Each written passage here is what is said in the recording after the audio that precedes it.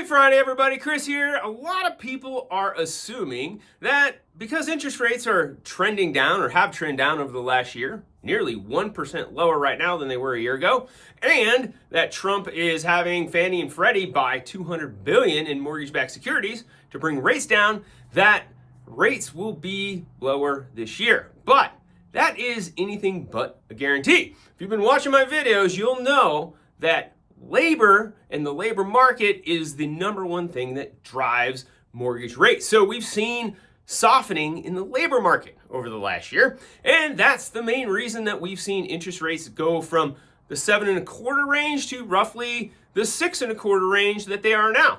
Now, the 6.25% range is roughly 0.25% higher than it was 10 days ago.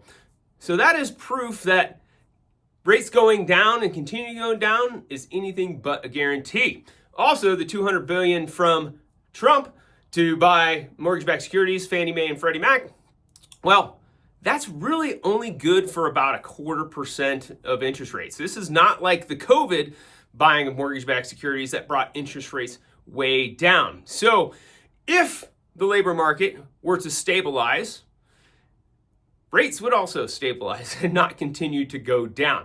And there's a good reason that the labor market could stabilize. It is a midterm election year. And if history has any way of repeating itself, we know that the government does everything possible to make sure the economy in labor market is strong in a midterm election year. So one side of the coin, Trump is having $200 billion worth of mortgage securities bought, but on the flip side, he's going to do everything he can to make sure that that the labor market stays strong, which is really going to keep rates higher. So two kind of opposing forces working against each other, and so definitely no guarantee. But with the interest rates being about 1% lower than they were a year ago, we are seeing significant demand increases from last year. So far, 13% increase in demand. That's the mortgage application data, year-over-year numbers. And if interest rates continue to stay right around 6%,